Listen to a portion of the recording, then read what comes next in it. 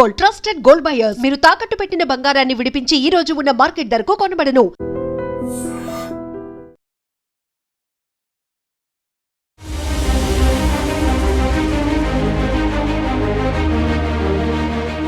ఒకవైపు పెళ్లి వేడుక జరుగుతోంది. అంతలోనే మూడంతస్తుల భవనంలో ఒక ఫ్లోర్ నుండి అగ్నికేలలు ఎగిసి పడుతున్నాయి. దట్టమైన పొగ అలముకుంది. ఏం జరిగింది, అసలు ఈ ప్రమాదం ఏంటి అని ఆలోచించుకుని తేరుకునే లోపే అందరూ ఎటు వాళ్ళు అటు పరుగులు తీస్తున్నారు భయంతో. ఈ ప్రమాదం ఎక్కడ జరిగిందంటే తునిలోని బెల్లపు వీధిలోని ఆర్యవైశ్య కళ్యాణ మండపంలో పాయకురోపేట పెళ్లి బృందం పెళ్లి హడావిడిలో ఉంది.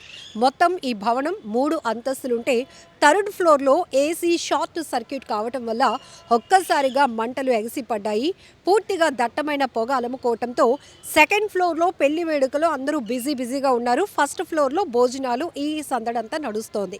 ఇంతలోనే అసలు ఏం జరిగింది, అసలు ఈ పొగలేంటి, అసలు ఒకవైపు పెళ్లి హడావిడిలో ఉంటే ఈ వచ్చినటువంటి బంధువులు, ఈ పెళ్లి బృందం అంతా కూడా ఎటు వాళ్ళు అటు పరుగులు తీస్తున్నారు. అయితే అక్కడే ఆ వేడుకకు హాజరైనటువంటి ఒక విలేకరి, స్థానిక నాయకులు కొంతమంది ఇమీడియట్గా తేరుకొని పై ఫ్లోర్లో గట్ట ఎక్కడైనా ఎవరైనా ఉన్నారా అని వాకప్ చేశారు. ఎందుకంటే పెళ్ళి అన్న తర్వాత ఒకే చోట కూర్చునే వాళ్ళు ఉండరు.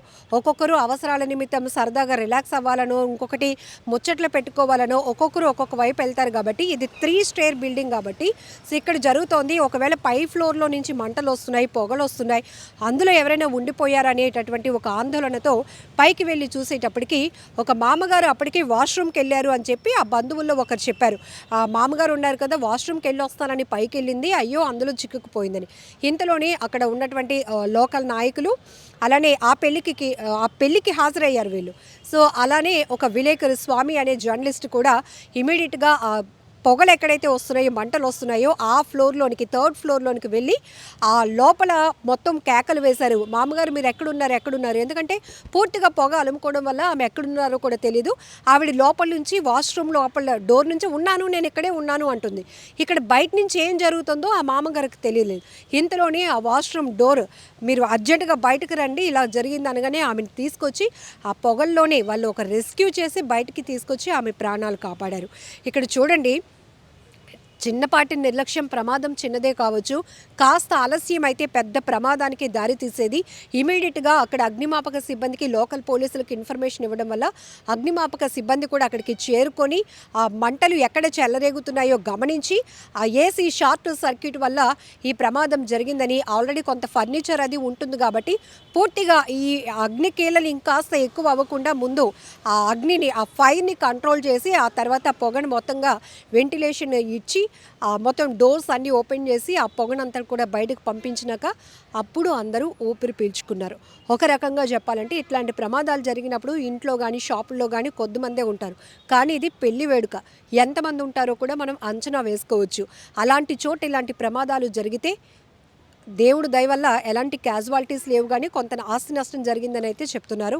బట్ ఇక్కడ మనం ఈ జర్నలిస్ట్ కానీ అక్కడ ఆ మామగారిని రెస్క్యూ చేసి, ఎందుకంటే ఈ అగ్నిమాపక సిబ్బంది వచ్చేలోపే అందులో చిక్కుకున్నటువంటి ఆ మామగారిని కాపాడడానికి వీళ్ళు చేసిన ప్రయత్నం మాత్రం రియల్గా గ్రేట్ అని చెప్పాలి. సో మనం కూడా అప్రిషియేట్ చేయాల్సిందే. సో జాగ్రత్తగా ఉండాల్సిన అవసరం ఉంది. ఇక్కడ కూడా ఈ 3 ఫ్లోర్స్లో పై ఫ్లోర్లో డార్మెటరీ రూమ్స్ ఉంటాయంట. ఒక ఇటువైపు 5, అటువైపు 5, ఏసీలు కూడా ఇటొక 5 అటొక 5. అందులో ఒక ఏసీ సర్వీస్లో ఉండటం వల్ల, అంటే దాంట్లో నుంచి వచ్చినటువంటి ఫైర్ వల్ల మొత్తం ఈ ప్రమాదానికి కారణమైంది. సో ఇమీడియట్గా ఏసీ షార్ట్ సర్క్యూట్ అయిందని గమనించినటువంటి వాళ్ళు కూడా మిగతా వాళ్ళని అలర్ట్ చేయడం వల్ల అందరూ కూడా సేఫ్గా ప్రాణాలతో బయటపడగలిగారు. ఏది ఏమైనప్పటికీ కూడా ప్రమాదాలు ఎప్పుడు ఎటు ఎలా జరుగుతాయో, ఎటు నుంచి పొంచి వస్తాయో, అవి ఎలా ప్రాణ నష్టానికి, ఆస్తి నష్టానికి కారణమవుతాయో అనేకం మనం చూస్తూ ఉన్నాం. కాబట్టి అలర్ట్గా ఉండాల్సినటువంటి అవసరం ఉంది.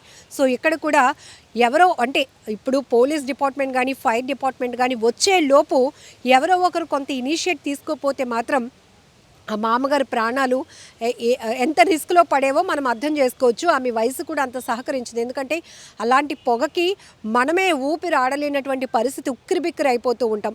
ఒకవేళ చిన్నపిల్లలు కానీ పెద్దవాళ్ళు ఏమైనా అందులో ఉండిపోయారా, చిక్కుకుపోయారని వాళ్ళ ఆలోచనతో వాళ్ళే ముందు రెస్క్యూ చేసి లోపలికి వెళ్ళి వెతికి ఆమెను ప్రాణాలతో కాపాడారు అంటే రియల్లీ గ్రేట్ కదా.